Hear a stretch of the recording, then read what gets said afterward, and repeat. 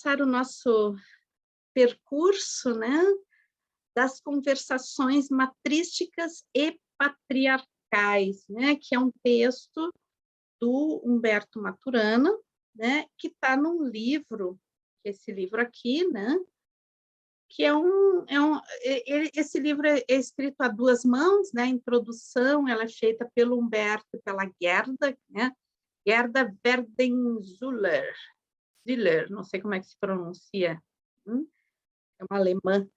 Então eles escreveram juntos o livro, mas é assim, eles escrevem junto a introdução, e daí o Maturana escreve um texto e ela escreve outro texto, então o conjunto faz uma reflexão, porque eles colocam que o livro é o fruto de um diálogo profundo, né, sobre que eles fizeram, que eles construíram, né, e que daí desse diálogo entre eles se construiu o livro, e esse diálogo vem da questão de como a gente forma, né, a consciência humana e como a educação, a criação das crianças, a forma como a gente educa e cria as crianças vai formando a, a identidade de cada ser e a forma dele pensar, e principalmente, né, antes da forma como ele pensar, a forma como ele lida com as emoções, como ele vive as emoções. Então, é super interessante o livro, porque ele vai ter essa abordagem, né, de que, sim, nós temos emoções, mas essas emoções, a forma como a gente as vive, a gente aprende a forma de viver as emoções, né? Então, o Maturana ele tem uma forma muito específica que a gente viu no percurso anterior, que era da árvore do conhecimento, uma forma muito específica de tratar a questão da cultura, né? Porque ele coloca que a cultura é um fenômeno biológico também, né? É um fenômeno biológico que vem do conversatório humano, né? Da capacidade de conversar, da capacidade de dialogar, da capacidade de criar linguagem que o ser humano tem, e daí que surge a cultura, e que tudo isso é um fenômeno evolutivo humano. Então, a partir dessa perspectiva, eles vão vão trazer um olhar, né? Um olhar sobre o que é a organização patriarcal e a forma que ela conduz o nosso lidar com as nossas emoções, né? E o que é a forma matrística e a forma como que essa forma de organização matrística ela conduz a forma de lidar com as emoções, né? E daí eles colocam que dentro dessa forma de lidar com as emoções surge toda a forma de a gente pensar, de a gente atuar no mundo, etc. Então, acho uma obra muito bonita, muito complexa, né? E que tem coisas, eu estava falando que é uma obra forte, né? E depois a colega também reforçou isso, que sentiu o texto como forte, né? Por quê? Porque ela nos obriga a pensar algo, né, que não é muito comum pensar. É as origens da forma como a gente lida com as emoções, e não as origens do nosso pensamento, a estrutura social, etc., que são coisas que a gente está muito acostumado a pensar a respeito, né? Mas ela vai um pouquinho abaixo, vai numa raiz que a gente não está muito acostumado a tocar e nem a pensar sobre isso, né? E eu acho bem interessante, bem interessante. Então, o nome da obra, né, inteira é O Amar e Brincar, Fundamentos Esquecidos do Humano. E a sugestão que eu faço, né, se depois vocês gostarem do texto do Maturana, é que num próximo percurso a gente possa entrar no texto da Gerda, daí vai depender um pouco se o grupo gosta, né, se forma um grupo de pessoas que queiram aprofundar mais nesse tema, mas eu acho que é interessante quando a gente vai lendo, né? Agora, ultimamente, eu tenho feito esses percursos que eu não pego uma obra inteira, mas pego capítulos, né? A gente vai vendo por capítulos que fica mais fácil de digerir, né? Porque senão fica coisas muito longas E daí, às vezes, a gente... É como uma viagem, né? Às vezes a gente tem uma viagem que em 40 dias a gente quer conhecê-la, assim, eu estou da Europa em 40 dias, né? E às vezes a gente fica 40 dias num lugar só e daí conhece super bem aquele lugar, né? Então, são viagens diferentes, né? E eu acho que a gente pode fazer tanto uma como outra, é bem proveitoso. Mas essas, quando a gente pega um capítulo e vai olhando detalhadamente ele, é como se fosse aquelas viagens que a gente fica 40 dias num lugar só, né? Vivenciando, conhecendo aquelas coisas que o povo que o povo vive, né? Sem ficar só nos pontos turísticos. Então, é essa proposta de a gente ver, né? Essas poucas páginas que ele escreveu, então a gente poder abrir, detalhar, né? E daí, claro, eu estou trazendo esse trabalho com a inspiração, né, no Humberto Maturana, mas não é que eu estou falando em nome do Maturana, é o meu entendimento, né, que quando a gente passa para essa parte da palestra, que eu falo um pouquinho do capítulo, né, daquele tema que a gente tem naquele dia, então eu falo um pouquinho dessa perspectiva que ele está abordando, mas dentro do meu olhar, né, e esse meu olhar ele está muito perpassado por outras leituras que eu faço e também, principalmente, pelo meu estudo dentro da biodança, né? Então, o referencial biocêntrico ele está sempre permeando a forma de ver, né? A forma de ver as estruturas teóricas que eu vou trazendo e também outras leituras, outras coisas que eu vou bebendo aí durante a vida, e que, claro, dentro desses todos os percursos que a gente faz 2 anos, né, dentro da pandemia, que a gente está indo dentro desse tipo de metodologia, então, também eu faço muitas conexões com outros percursos, né, que a gente já fez, e daí também o legal é que, como a gente tem tudo gravado, né, às vezes eu vou indicar para vocês, olha, vai no percurso tal, no encontro tal, porque lá tem um aprofundamento disso que a gente está vendo. E aqui, nesse percurso específico, então, como a gente está seguindo com o autor que a gente já viu no último percurso, talvez, né, possivelmente, eu remeta vocês, às vezes, no percurso anterior, que era da árvore do conhecimento. Vixe, eu vou te interromper um pouquinho, Por porque o favor, pode pessoal interromper. colocou no chat aí, mas você não deve ter visto. Você não está Não. no modo de apresentação da telona, tá cortadinho, só isso. Nossa, hoje é a segunda vez que Tá. acontece isso, meu Deus. Deixa eu ver aqui, deixa eu sair e entrar de novo. Eu estava com a aula com o grupo em italiano, aconteceu exatamente a mesma coisa. Quando o Zoom começa a fazer suas historinhas, pessoal, vamos ver se aparece agora, me digam. Apareceu? Ok, agora deu certo. Tá. Então, o que a gente tinha visto, tá, pessoal?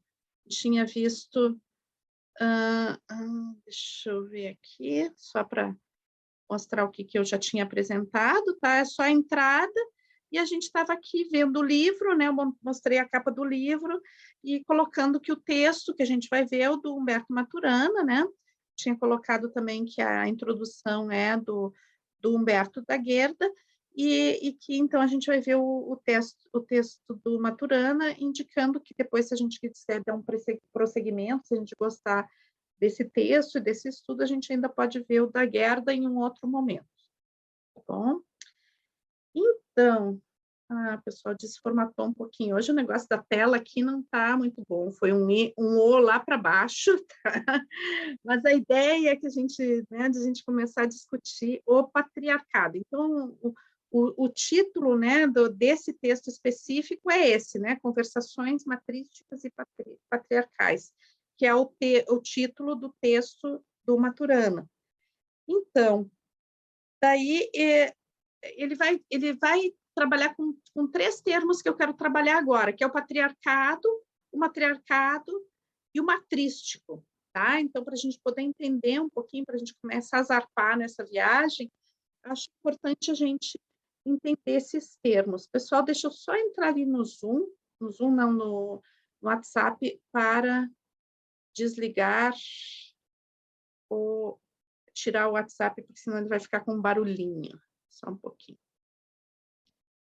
Agora vocês me dizem se continua a tela. Tá aí a tela ainda? Cada vez que eu mexo pode dar um... Continua a tela aí, pessoal?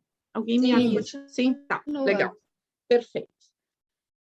Então, pessoal, vamos ver primeiro o que é o patriarcado, de uma forma muito resumida, né? Claro que agora eu vou dar uma pequena introdução a esse tema, depois a gente vai ver muito mais sobre isso, né? Mas, então, o patriarcado é um sistema, né, de organização social, de organização da nossa cultura, uma forma de ser no mundo, né? Que a humanidade criou, que começou, o seu germe começou a surgir aí com o início do período neolítico, com o surgimento da agricultura, tá? Mas não é que nesse momento exato surge o patriarcado, né? A gente vai aqui ter um período de transição, né?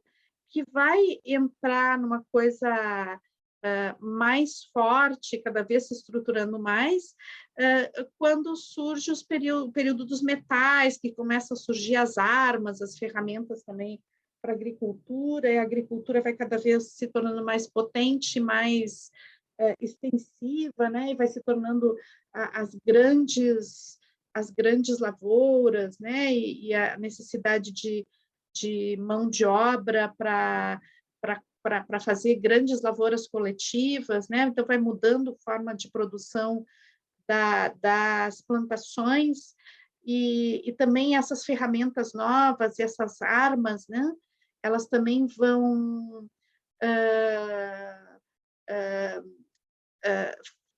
facilitando a tomada de territórios que anteriormente eram impossíveis de se tomar, né?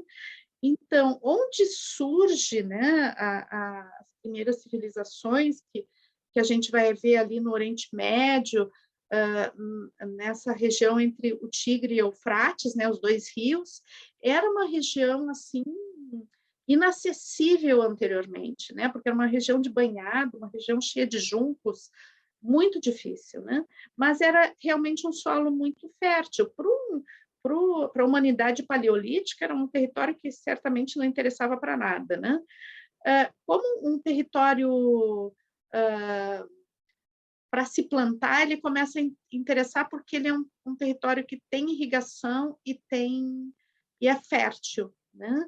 Então, em um dado momento, o que acontece é que surge alguma modificação social, né? A gente pode criar, inclusive no meu livro, A Cura Ancestral, eu falo bastante sobre isso, tem toda a história descrita, né? Que é, assim, que possivelmente tenha surgido um líder, né? Um líder que tenha convencido as pessoas, né? A trabalharem sem entender muito bem o que elas estavam fazendo. Ele fez um projeto, né? Um projeto de trabalho coletivo, onde as pessoas trabalhavam aquela terra e a hostilidade daquela terra, né? Trabalhavam o solo e plantavam juntas e poderiam colher juntas, né? Mas elas não tinham clareza com o que elas estavam fazendo. Quem tinha clareza era esse líder, né? E aí existe uma grande modificação histórica que vai permitir o surgimento das primeiras civilizações, né? Porque o que acontecia na pré-história, né? Mesmo na fase do Neolítico e da Era dos Metais, a gente vai ver ainda o cultivo, né, dos grãos, as pequenas hortas, como algo comunitário de subsistência em pequenas dimensões, próximo de rios, próximo das pequenas organizações de vilas e pequeníssimas cidades, as primeiras cidades que surgem, né? Então, são sempre próximas de rios e também a observação que essas primeiras cidades também, principalmente as cidades do Neolítico, cidades não vilazinhas, né?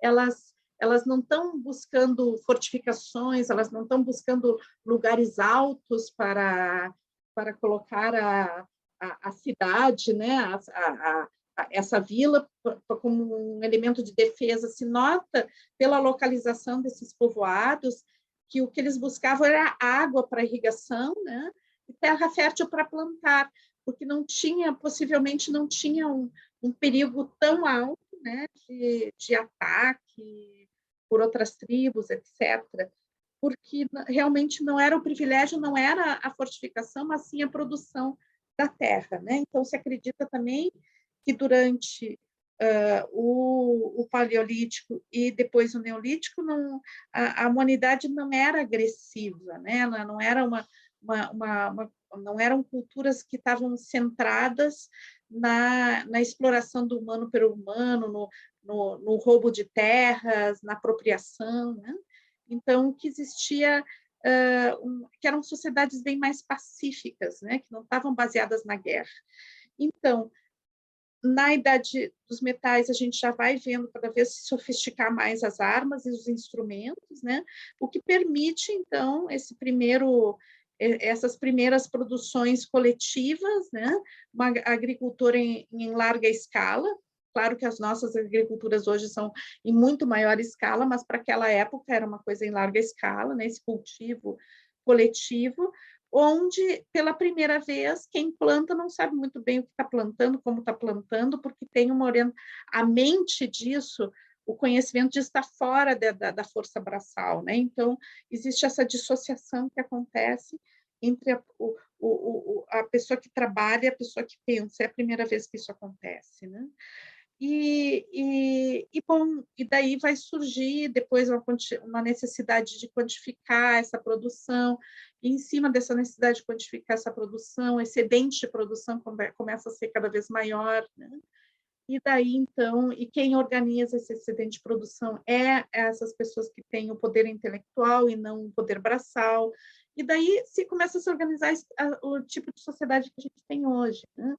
E essa organização social que vai surgindo, ela vai cada vez mais se baseando na propriedade privada, né? Porque vai se cada vez mais a terra, ela vai ter uma relação de posse, né? Vai se criando uma relação de posse com a terra, que isso não existe nos povos paleolíticos, né? Não existe, porque eram nômades e que trabalhavam, que estavam muito mais numa relação de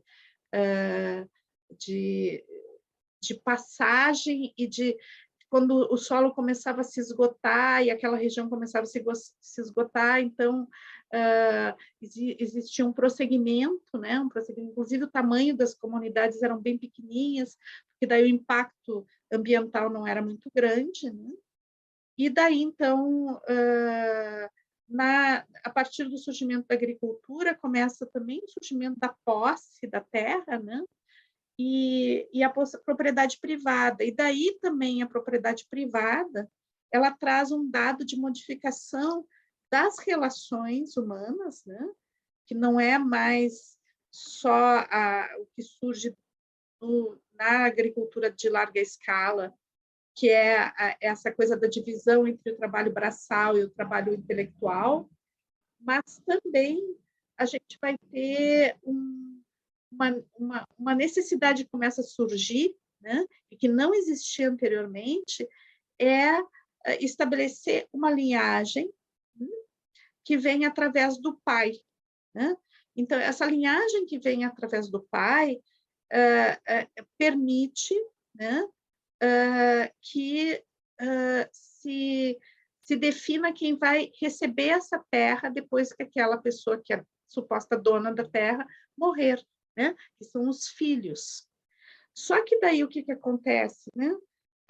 Nas culturas anteriores não existia uma consciência, né? Se a gente vai ver na cultura paleolítica, especialmente, a figura feminina, né? Ela era uma figura muito mística e a gente pode dizer que a primeira representação de deidade ela não é masculina, ela é feminina, porque a mulher era um grande mistério, porque não se sabia muito bem de onde vinha a vida, né? A vida vinha, se manifestava assim, né, como um milagre dentro da barriga daquela mulher que depois paria, né?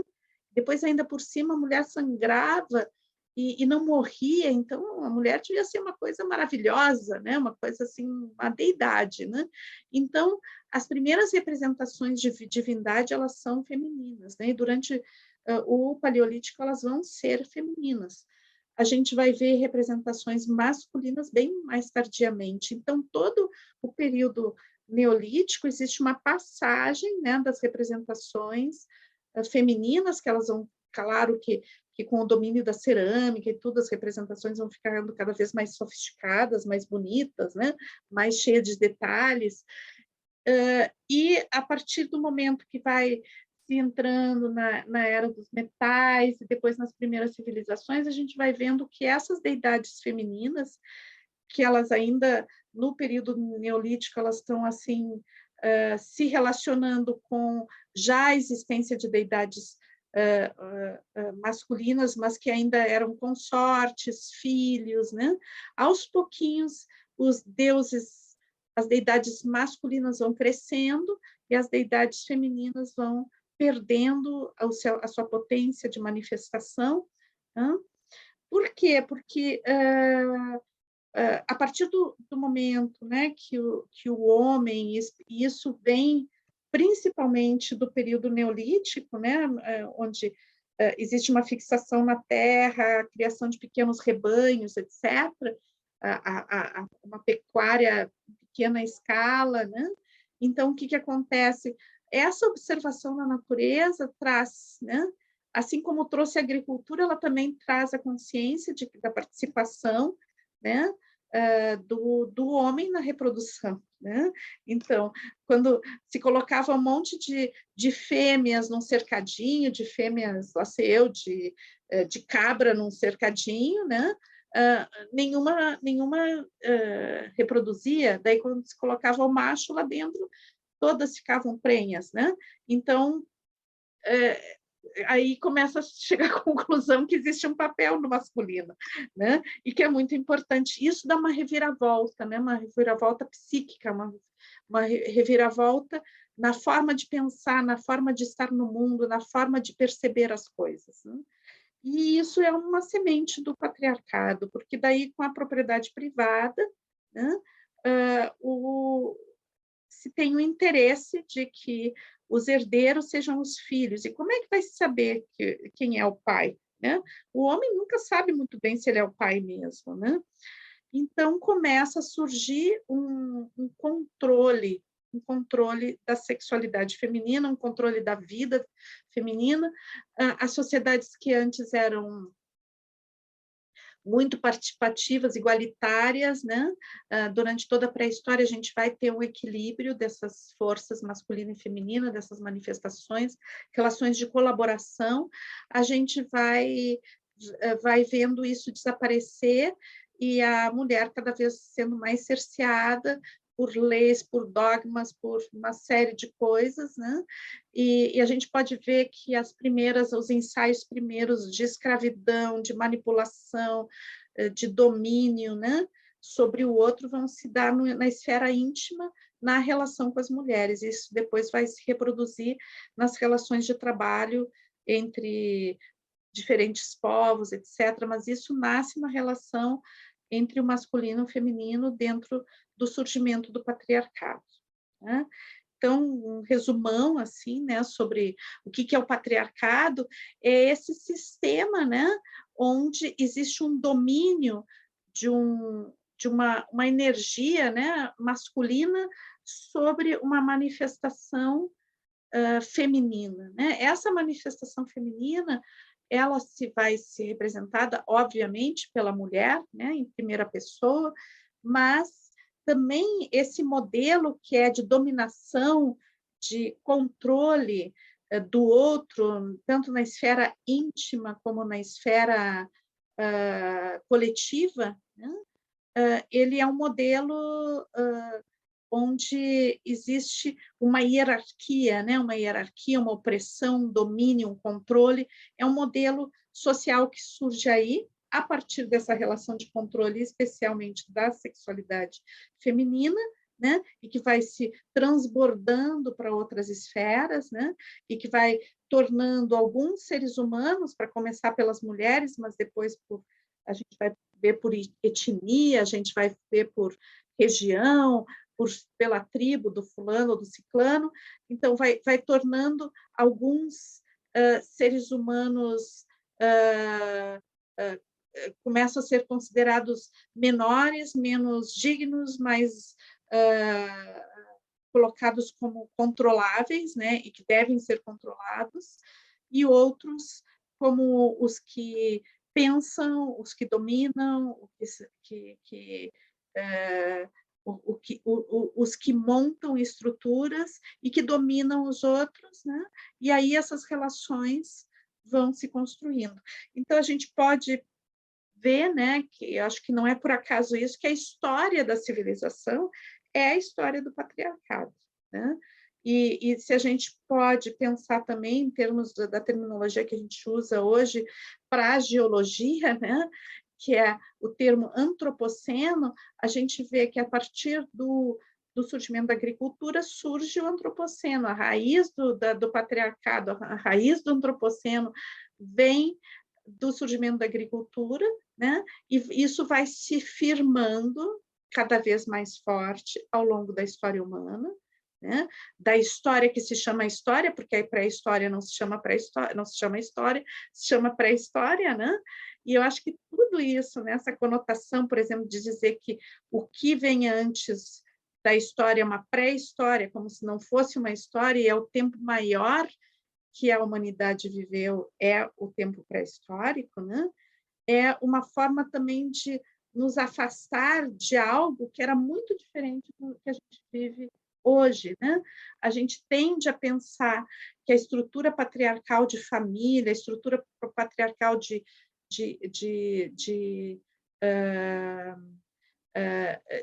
estrutura de produção, estrutura social, ela sempre foi assim, sempre será, porque é natural, e não é, né? Não é natural e nem sempre foi assim.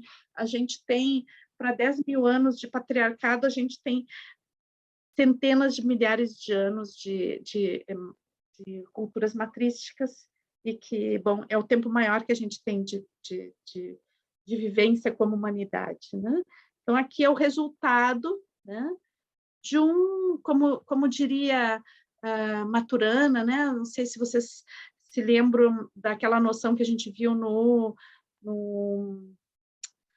Árvore do Conhecimento, a noção de deriva, né? Como a cultura, ele coloca como a cultura ela é uma questão evolutiva da humanidade, né? A própria cultura é algo que vem de uma estrutura biológica, então também o patriarcado é como uma deriva, né? Um caminho diferente que a humanidade tomou e que as culturas matrísticas elas continuam, elas existem ainda, né? Tanto que as coisas que eu estou falando de culturas matrísticas aqui, elas são vistas tanto por sítios arqueológicos como pelo estudo antropológico de culturas que existem ainda, né?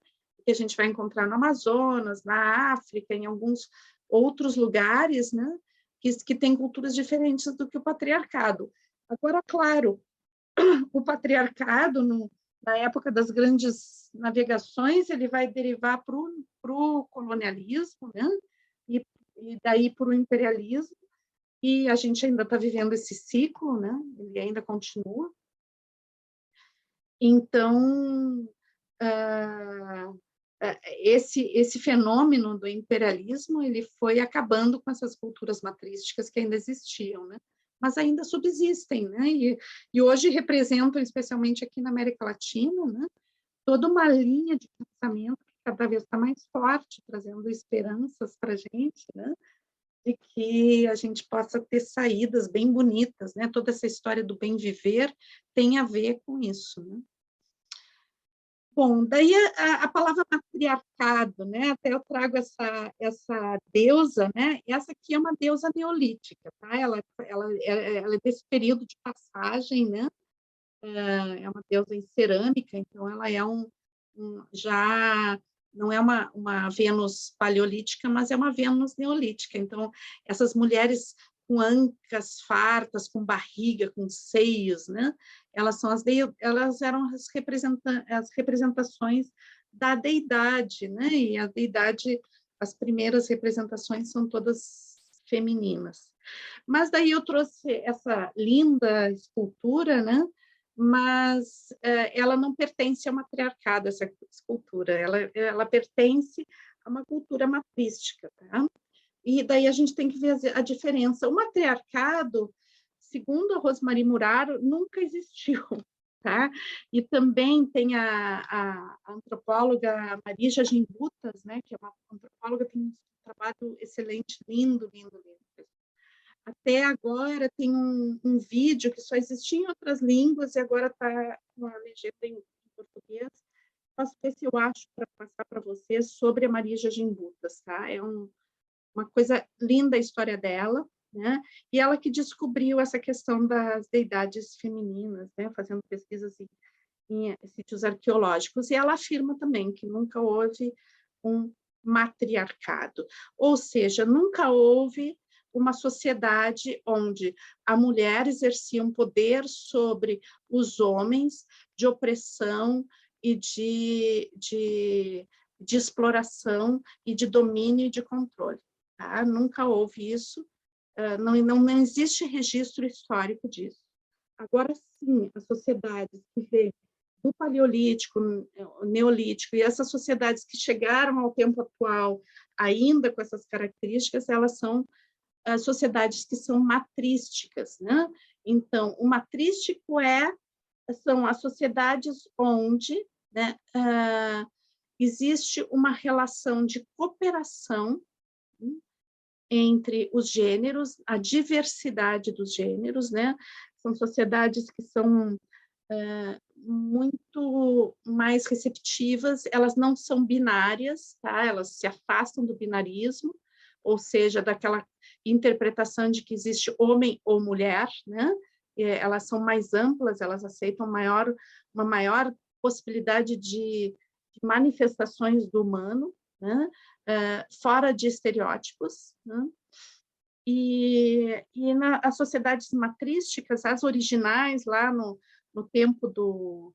Como é que fazia lá no Paleolítico para saber quem era filho de quem, né? Então, a linhagem, a gente pode também trazer o termo matrilinear, né?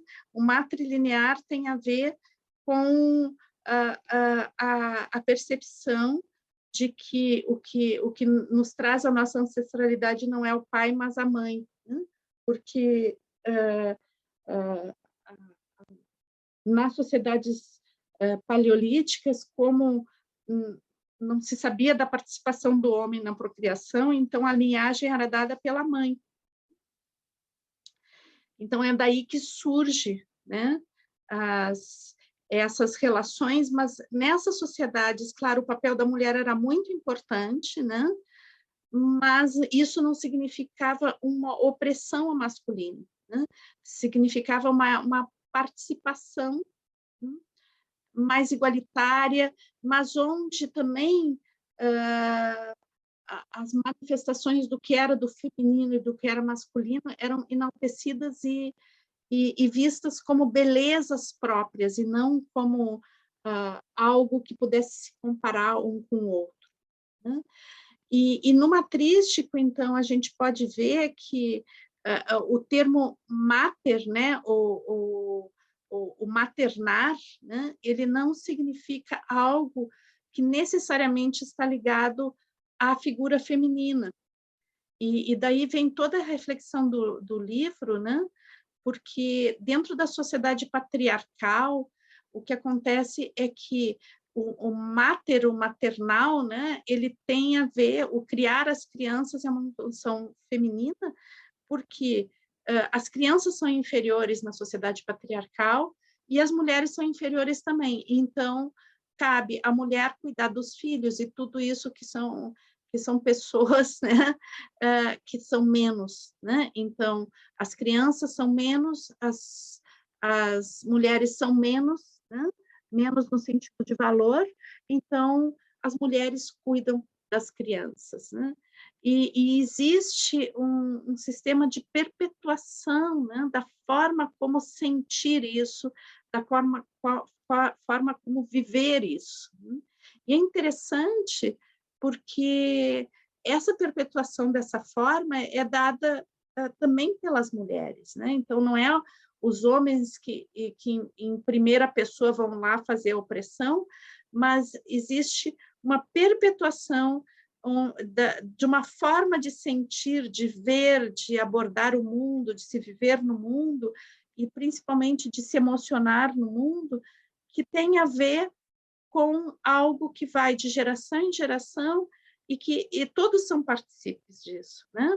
Então, mesmo quem é oprimido, mesmo quem é desrespeitado, que é controlado, ele tem isso tão introjetado, porque ele viveu isso desde o início da sua existência, que ele reproduz isso automaticamente na própria educação dos novos seres daquela sociedade, dos novos seres daquela cultura.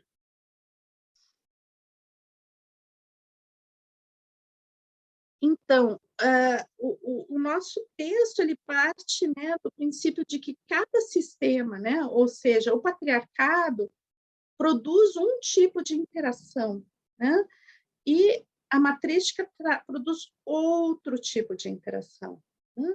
Então, que não existe um dado de que o humano é assim, sempre foi assim e sempre vai ser assim.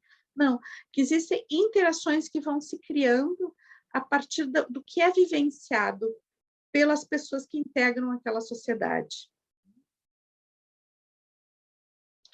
Dentro da matrística, então, a gente vai ter uma sociedade de diversidade, né, de cooperação e afastada da hierarquia. Tá? Então, essa é a questão que tem por base a matrística. Onde é que a gente pode ver isso ainda? Né? Então, tem alguns povos onde isso ainda sobrevive. Tá? E também existe uma retomada, uma busca social de retomada desse tipo de organização.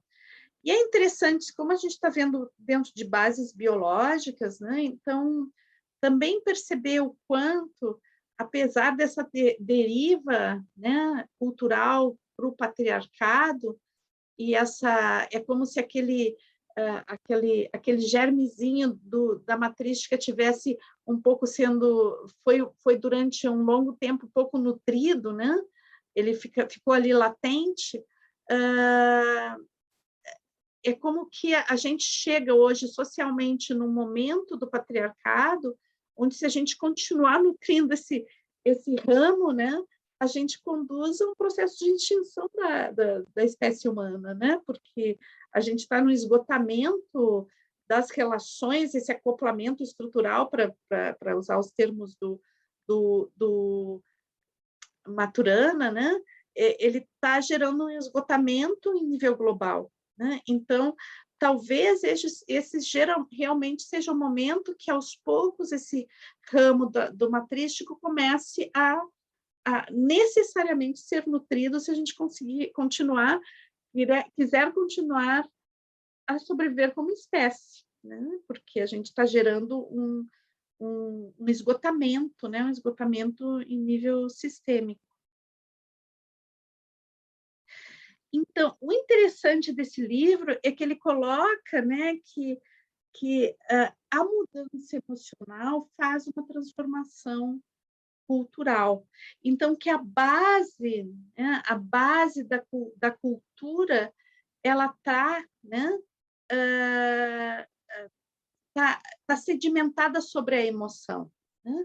Então, a gente cria a cultura e a forma de viver essa cultura a partir da forma como a gente vive a emoção, a forma como a gente, a partir das nossas relações construídas lá na nossa infância, a forma como a gente vive, e a gente, pela vivência, vai aprendendo, né, a lidar com as emoções, a valorizar ou não as emoções, a gente vai criando a cultura, a forma de poder ou não manifestar essas emoções.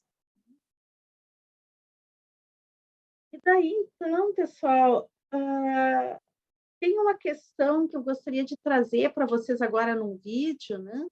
Porque esse vídeo é um vídeo que ele tem... É um cara falando, tá? É um pensador falando, ele fala coisas bem impactantes, tá? Eu acho bem importante, assim, falar, é só fala, tá? Não tem imagens, assim, chocantes, nada, mas ele nos chama para a questão do autoritarismo, né?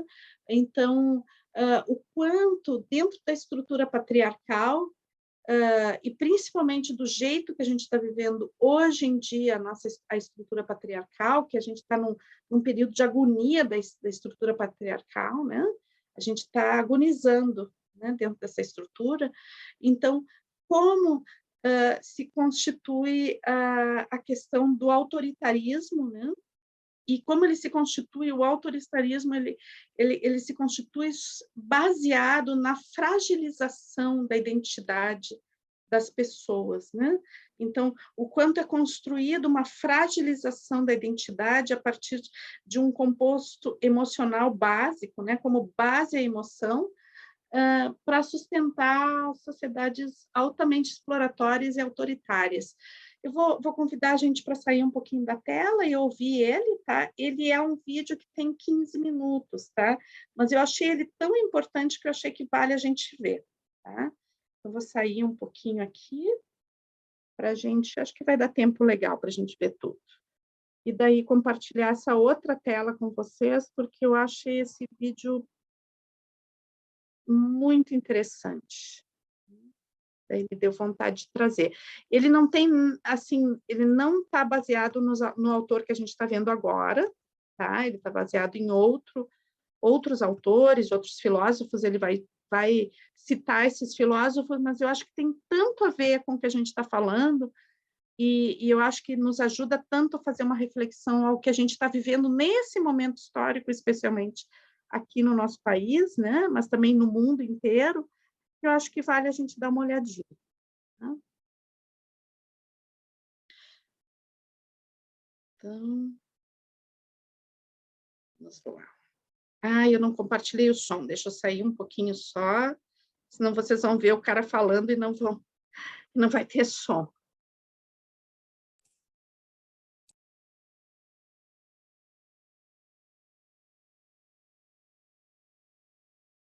Falar sobre a personalidade autoritária ou sobre contextos históricos sociais que ensejam a personalidade autoritária é, infelizmente, falar sobre algo que me parece muito atual.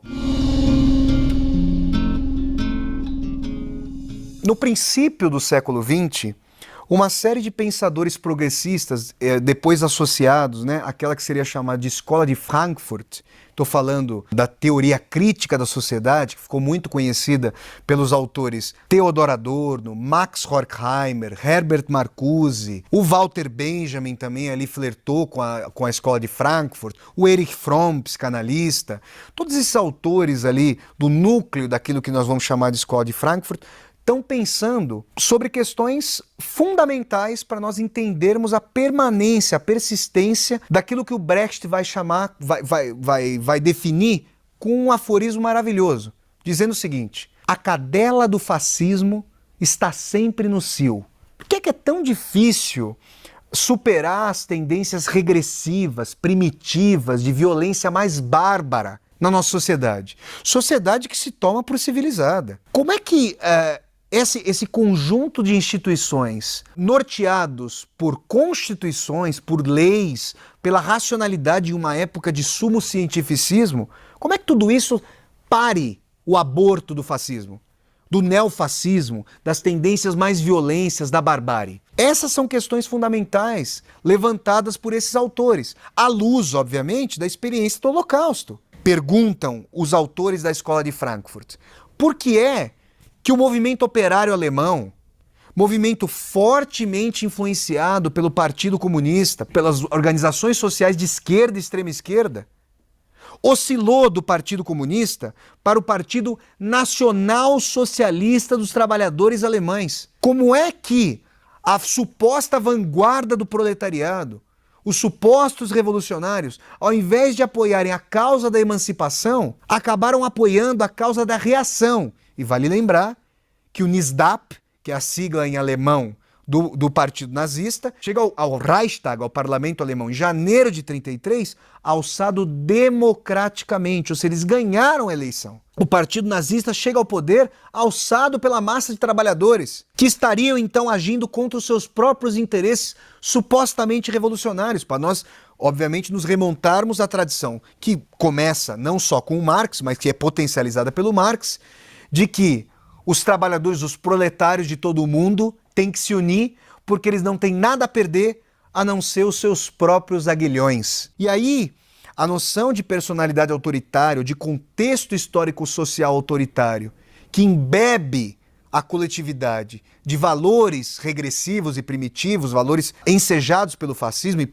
propagandizados e administrados pelo fascismo, dá o tom para que nós tentamos compreender esse movimento. E aí eu vou falar sobre duas obras que me parecem fundamentais. Eu falei aqui já com vocês brevemente sobre os pensadores de Frankfurt, mas eu quero mencionar a psicologia de massas do fascismo, do psicanalista alemão chamado Wilhelm Reich, e as origens do totalitarismo, da grande pensadora alemã, da grande filósofa alemã Hannah Arendt. O Reich, ao invés de falar sobre a consciência de classe livresca e abstrata dos trabalhadores, o Reich vai olhar para o caráter consuetudinário da dominação, da hierarquia, da distinção de gênero, da distinção de classe, que forjava a identidade humana. Ele vai fazer a psicanálise das relações, ele vai perceber como a noção do grande pai, do Führer, é mais forte na concretude do dia a dia do que a noção de um corpo social, de uma classe social revolucionária. O Reich vai mostrar como havia cooptação desses indivíduos frágeis, combalidos pela crise de 29. E aí, eu faço um parênteses, eu gosto muito de estudar esse período, porque eu considero esse período um dos mais perigosos da história humana e com reverberações atualíssimas. E eu me lembro de uma foto de um trabalhador, ou pior, de um desempregado alemão, indo para a padaria com um carrinho de mão lotado de moedas. E o pão custava 5 milhões de marcos alemães. Ou seja, a noção de poderio, a noção de solvência, a noção de pertencimento social, de hegemonia social havia sido completamente solapada. Da dimensão da impotência que sentiam aquelas pessoas no bojo de uma das maiores crises do capitalismo até hoje registradas. E aí, é interessante perceber que a fragilidade desses indivíduos começa a encontrar no corpo de grupos paramilitares, como a SS, como a SA, esses grupos paramilitares nazistas, um sentido de união, um sentido de força.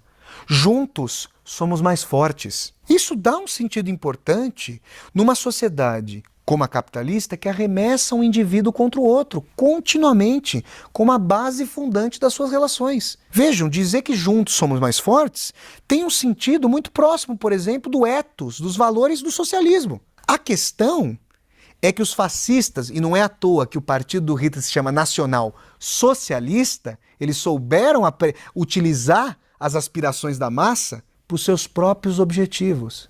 O Reich foi perceber que a solidariedade internacional dos trabalhadores era muito mais tênue e frágil do que o nacionalismo secular. O trabalhador alemão se identificava muito mais com um trabalhador alemão do que com um trabalhador polonês. Ou o trabalhador alemão tinha mais identificação com o seu patrão alemão do que com o trabalhador francês. O Reich percebeu que esses indivíduos combalidos e fragilizados, quando subsumidos em um grupo, quando postos na integridade de um grupo, se sentiam mais fortes. Que esses trabalhadores que não tinham o que vestir, ou que tinham roupas puídas, roupas em trapos, em farrapos, que mal se alimentavam, quando eram postos nessas unidades paramilitares de comando e recebiam um uniforme garboso, elegante, se sentiam fortes novamente. E ele descobriu também que ao invés do inimigo de classe burguês, que ninguém propriamente conhece, não sabe seu rosto, é mais fácil imputar um inimigo historicamente proscrito, que já vivia em guetos historicamente. Então vejam vocês, a combinação desses elementos, a combinação da noção de subserviência e dominação, que vem da célula familiar mais tenra, mais mononuclear, a submissão ao pai, ao pater familias, a subordinação da mulher, a subordinação dos filhos, preparava já o modelo numa sociedade fragilizada e com ímpeto de força, uma sociedade transpassada pelo nacionalismo, então, para a submissão ao Führer-Pai. Trouxe à tona um inimigo reconhecido ali historicamente, contra o qual e sobre o qual todas essas frustrações, todo esse ódio, todo esse rescaldo autoritário poderia ejacular. Hitler tinha um aforismo que era como uma faca sua lâmina no Mein Kampf, ao dizer Mein Kampf, minha luta, né, a sua autobiografia ou a sua biografia política, ele disse que se não houvesse o judeu, teria sido necessário inventá-lo. A combinação desses elementos dá um sentido muito importante para nós entendermos a conformação, ou a formação e a deformação da personalidade autoritária. Esse é o Reich da psicologia de massas do fascismo. A Hannah Arendt vai falar sobre a hipertrofia do eu, associada sociopatologicamente à atrofia completa do eu. Como é que a gente pode associar o narcisismo da hipertrofia do eu, da força, da pujança, com a atrofia, com a perda de si? Mas aí nós temos que pensar sempre historicamente. E esses dois autores não perdem não perdem o soslaio da história sequer por um minuto. Tanto Reich quanto a Hannah Arendt falam de contextos autoritários.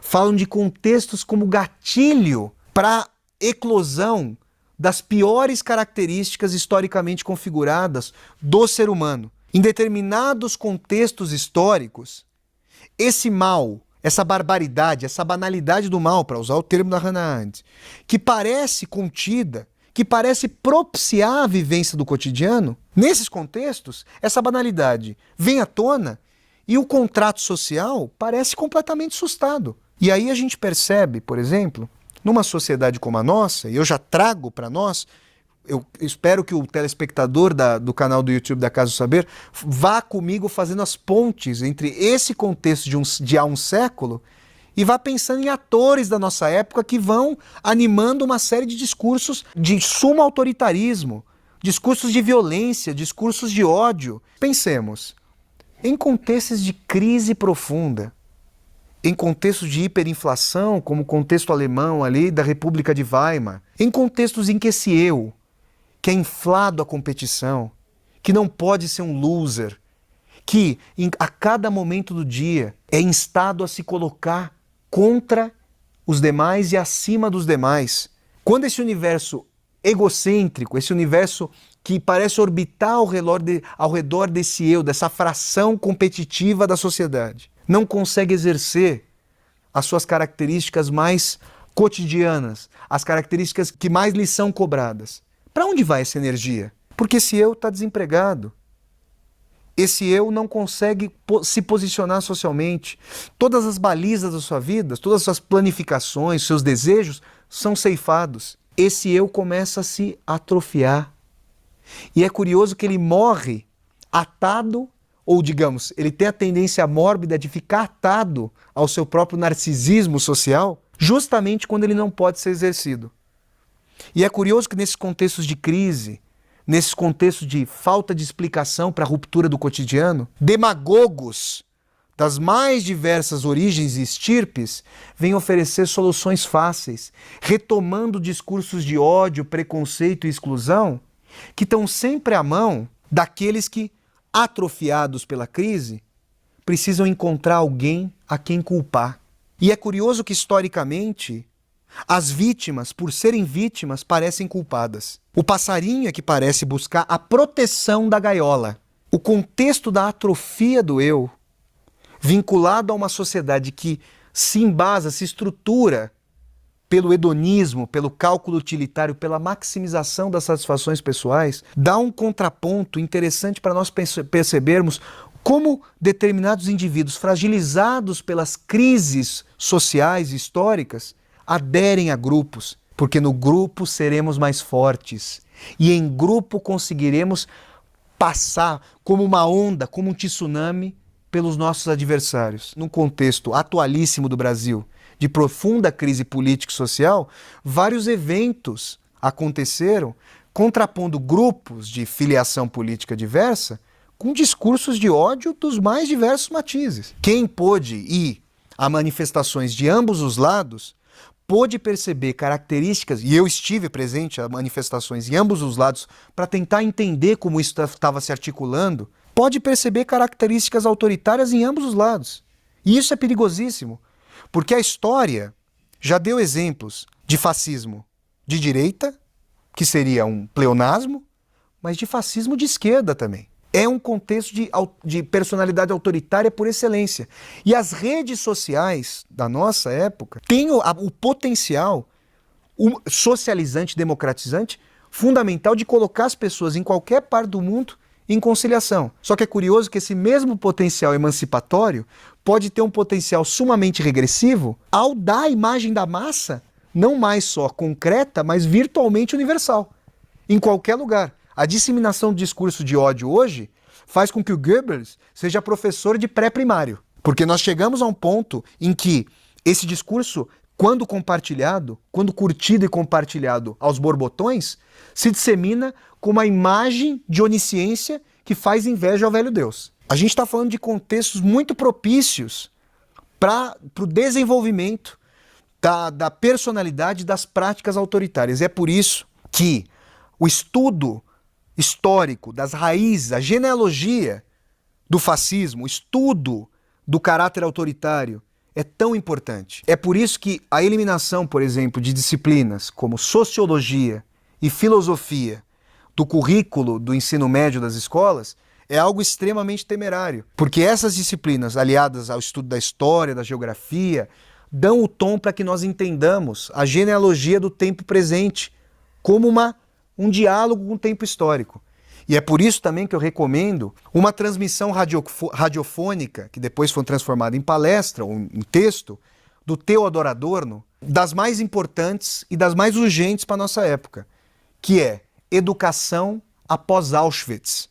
O Adorno, desesperado, após a eclosão, e eu uso mais uma vez o termo, a ejaculação do Holocausto, vai dizer que a tarefa de qualquer empreendimento histórico-filosófico é a formulação de um programa de combate a qualquer possibilidade de que Auschwitz venha a acontecer novamente na história humana. E aí, quando nós pensamos no Brasil, em que a noção de direitos humanos é achincalhada, é tida como privilégio, muitos da ala mais conservadora e radical nesse sentido, com fortes tendências autoritárias, falam em direitos humanos para humanos direitos, quando então nós vemos atitudes e movimentos autoritários vindo à tona, nós obviamente nos chocamos com esse tipo de atitude, mas não deveríamos nos colocar simplesmente surpresos, porque se nós compreendêssemos a genealogia do cotidiano e a noção histórico-filosófica de banalidade do mal, nós perceberíamos como se conforma a personalidade autoritária nos seus contextos de crise. E nesse sentido tentaríamos agir coletivamente, por intermédio de movimentos, por intermédio de manifestações e por intermédio do reforço das instituições democráticas e do fortalecimento da sociedade como um todo, de maneira mais igual, para que esse desnível de poder e essa ânsia de poder fossem minorados, para que assim fosse possível atuar em combate efetivo contra a personalidade autoritária e o seu contexto de crise. E a disseminação do conhecimento faz parte, então, desses vídeos que nós postamos aqui no canal do YouTube da Casa do Saber. Inscrevam-se e vocês vão ter acesso e vão ser informados das novas postagens.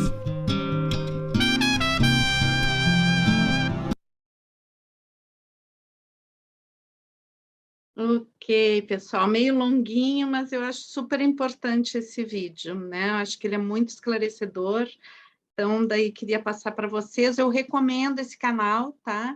É muito interessante, tem muita coisa legal nesse canal, tá? Para a gente estudar, para entender melhor, etc. Sempre trazem pessoas legais. Não é só esse cara, né, que fala, tem outros pensadores. Mas vamos continuar aqui. Então, a partir dessa reflexão que ele trouxe, né? Então, vamos continuar. Então, acho que em cima, inclusive, dessa reflexão, né, a gente pode ver o quanto isso tudo que ele falou tem muito a ver com a emocionalidade, né? Então, o quanto essa manipulação que vem do autoritarismo, ela se baseia, né, em uma forma de viver a emoção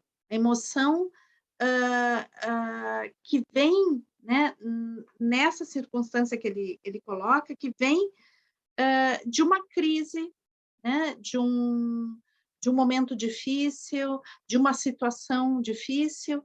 Então, o quanto nesses momentos, né, transparece tão fortemente as bases emocionais que na realidade são presentes sempre, né?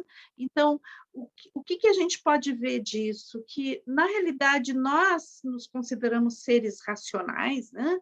E temos a ideia de que funcionamos a partir da razão, mas em nível de cultura, de organização social, de relações humanas, de relação com a gente mesmo, nós somos seres emocionais. E a nossa racionalidade se constrói a partir dessa base emocional, e não ao contrário. Então, a nossa construção racional, ela está assentada sobre o emocional. Então, são distintos modos de viver que produzem distintos modos de emocionar, que produzem distintos modos de pensar, distintas condutas, distintas relações e diferentes estruturas sociais. Então, a nossa vivência, ela nos leva imediatamente à emoção, e a forma como a gente vive a emoção vai construir o nosso pensamento, que vai, no somatório da emoção e do pensar, vai construindo as nossas condutas, que vai influenciando nas nossas relações, e que vai, nessas relações, vai construindo as relações sociais. Então, para a gente poder fazer, né, e isso eu acho que é uma proposta bem fundamental desse livro, né? Quando ele coloca a questão do patriarcado, a questão dessa estrutura autoritária que se dá na sua máxima amplificação dentro de uma sociedade fascista, como a gente viu, né, como uma consequência máxima do patriarcado, o fascismo, mas que está no cerne do autoritarismo do fascismo não, do patriarcado, que ele é inerentemente autoritário, né? Então, isso tem uma base emocional, né? E para refazer essa base cultural, é necessário refazer a forma de viver a emoção.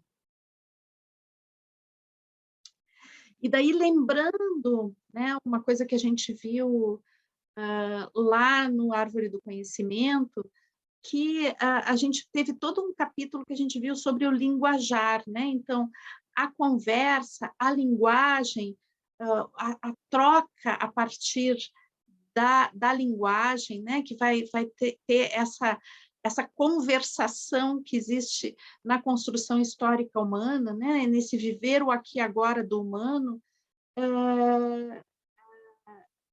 é nessa conversação que se baseia, né, tanto o emocionar como o perpetuar a forma como a gente vive a emoção.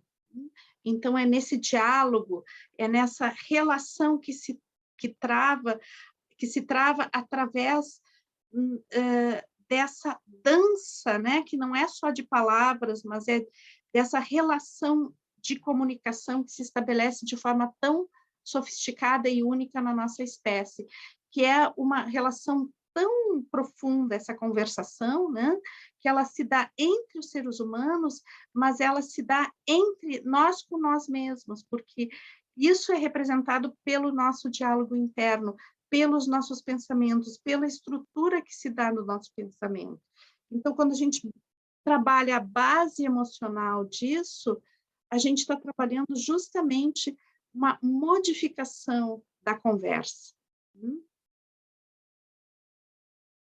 Então, a mudança emocional modifica o linguajar, e em retroalimentação, né, o linguajar faz a mudança emocional, né? Então, é uma coisa gerando a outra.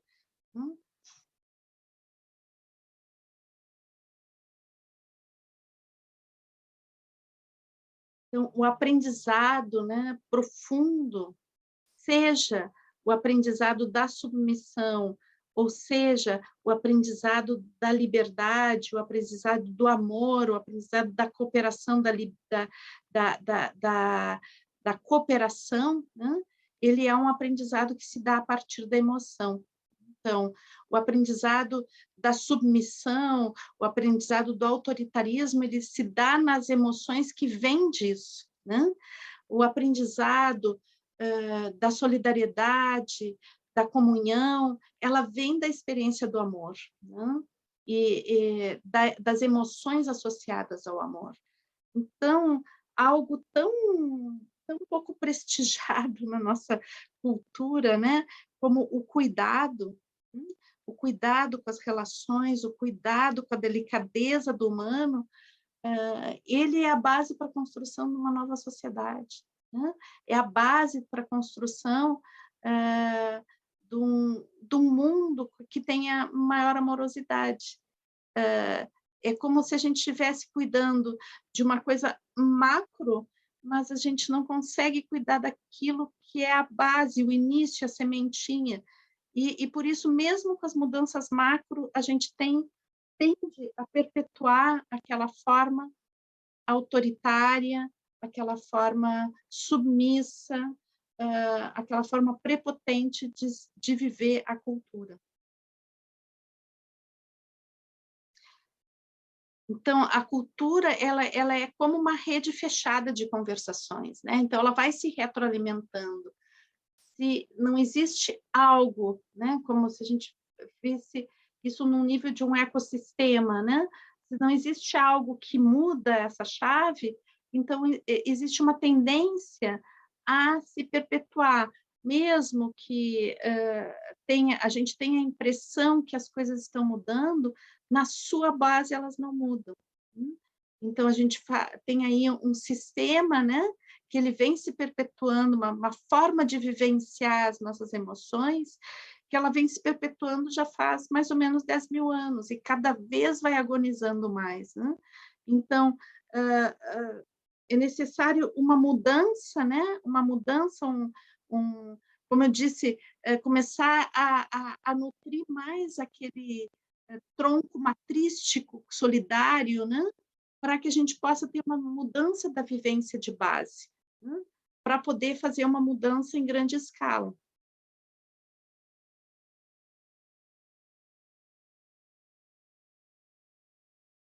Então, o surgimento do patriarcado, né, como a gente viu, ele se dá no cerne da cultura matrística, e ele se dá por alguma alteração que houve nesse momento, né, em algum momento, possivelmente lá no momento do surgimento da agricultura, uma alteração que, na configuração no emocionar, na forma de se emocionar, né? Então, se a gente voltar lá para aquele tempo, que a gente vê que propiciou o surgimento da agricultura, é interessante a gente ver o que a gente está vivendo agora, né? Mas possivelmente o que propiciou as condições ecológicas para o surgimento da agricultura foi uma mudança climática, né? A agricultura surge num período de aquecimento, né? Onde aquele período anterior de glaciação, que foi o período grande, né? Onde existia uma condição ambiental de mais frio, com as estações bem definidas, né? Com certamente menos grãos, etc., né? Nesse período a gente era caçador-coletor, né? A maior parte da nossa história a gente caçava e coletava, nós humanos principalmente coletava, né?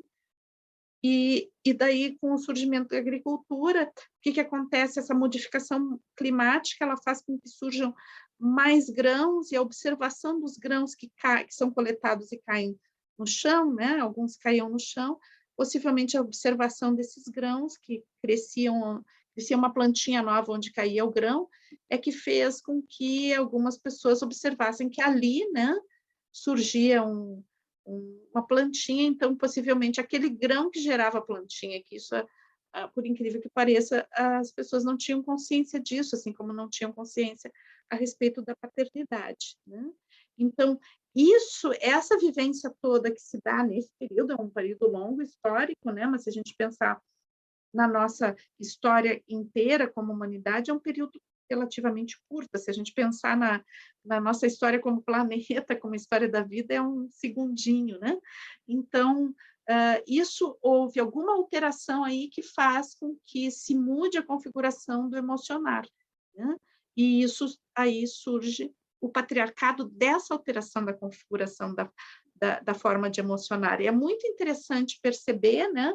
Então, para uma Maturana, o que faz surgir o patriarcado não é tudo que envolve esse patriarcado, que é a mudança da forma de produção, é a mudança das relações sociais. Não é isso. Tem algo que está atrás disso, que é a mudança da configuração da forma do emocionar. Então, algo surge que a forma como é vivida o emocionar antes modifica. E isso é o que dá o start para todas as modificações posteriores. Acho muito interessante a forma de ver, né?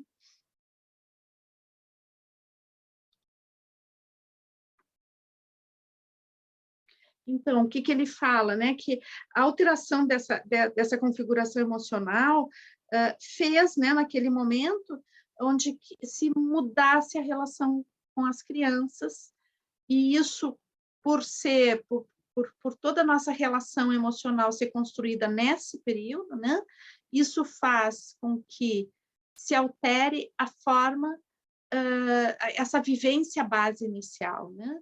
Isso faz se alterar a forma de pensar, de agir, de sentir.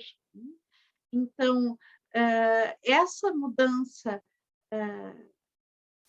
emocional que gera um outro estilo, né, de pensar, outro estilo de construir a sociedade, ela vai atingir as próximas gerações a partir da infância dessas próximas gerações, gerando as consequências vivenciais desse aprendizado, dessa vivência emocional, que vem a partir de uma nova forma de construir essas relações.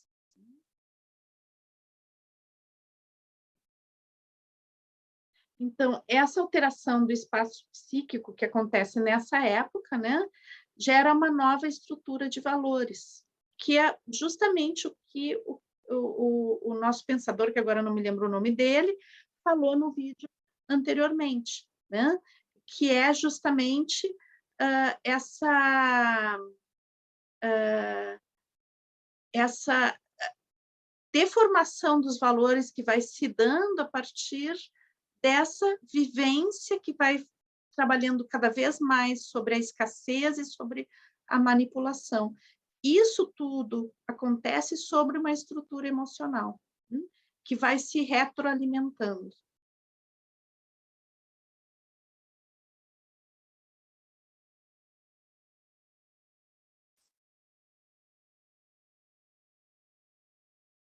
Então, a gente não pode dizer que as crianças elas aprendem as emoções, né? Mas elas aprendem, sim, como viver as emoções. E esse aprendizado não é dado assim através de uma educação de como viver as emoções, mas sim a partir da vivência das estruturas emocionais. dentro da cultura onde a criança vive. Então, existe uma forma de emocionar característica do patriarcado, e isso é aprendido e perpassado geração após geração. Então, como que a gente pode mudar isso, né? Então, como eu disse, é necessário a gente começar a nutrir esse ramo matrístico, né? Expandi-lo. Então, na raiz do matrístico existe o cuidado e relações que partem de uma intimidade e de uma vivência amorosa, né? Que vai gerar ternura. Uma palavra tão simples e que tem um potencial de transformação profundo na identidade de cada ser humano. E especialmente, né, quando essas são as vivências de origem, as vivências iniciais. Dá para mudar isso no adulto? Sim, dá, a gente trabalha isso em biodança, mas é necessário que esse adulto queira mudar, né? Na geração, na criança, que está em formação, isso serve como base, né? Então, é diferente do que a opção de mudar depois, né? A opção de tratar o trauma depois do que lhe aconteceu é uma opção, né? E existe cura? Sim, existe, mas aí o sujeito tem que se dar conta e querer. Mas se a gente gera uma relação de cuidado e intimidade, a gente já está trazendo aquela sementinha desde o início da sua existência com o máximo de nutrição para que ela possa se expressar ao máximo na sua grandiosidade do ser humano, né? A luminosidade do ser humano. Então, a educação que se baseia num respeito forçado, né? É uma educação que parte do princípio da negação do si mesmo. Então, o respeito, né, é uma relação que se constrói na vivência da dignidade, de respeitar e de ser respeitado. Então, o respeito, dentro de uma estrutura de autoritarismo, ele é algo imposto, né? E ele está baseado numa negação daquela pessoa que está sofrendo a imposição, ou numa inflação daquele que impõe, né? Uma inflação que não é do si mesmo, uma inflação egóica, né? Então, mesmo o opressor, tanto o opressor, aquela pessoa que de forma autoritária nega o outro, como aquele que é negado, né? Existe uma negação do si mesmo em ambos, porque aquele opressor ele está completamente desvinculado do si mesmo, né? Ele está com uma estrutura egóica inflada e não em contato consigo. Muito pelo contrário, muitas vezes existe um medo desse si mesmo muito profundo, né? Daí uma citação do Humberto e da Gerda, né? Meninos e meninas devem crescer na biologia do amor e não na biologia da exigência e da obediência. Então, as mudanças culturais, elas ocorrem a partir de modificações do emocionar. Então, começa no pequeno, começa nas relações que a gente tem aí no nosso cotidiano, no dia a dia, as relações com a nossa família, com os amigos, com os vizinhos, as relações especialmente com as crianças, a vivência do respeito para saber o que é respeito e poder respeitar, né? A vivência do amor para saber o que é amar e poder amar. Então, a proposta do livro, né, que ele coloca no final dessa pequena parte introdutória, né, é gerar, né, um espaço psíquico neomatrístico. Eu acho que, sinceramente, a biodança é um espaço que busca isso, né? Às vezes, dentro do nosso próprio movimento, nós somos muito influenciados pelo patriarcado, e acabamos reproduzindo ele, muitas vezes reproduzindo ele, né, como todas as estruturas humanas atualmente, mas digamos que na sua essência teórica, na sua essência metodológica, a gente pode dizer que a biodança trabalha fortemente na geração desse espaço.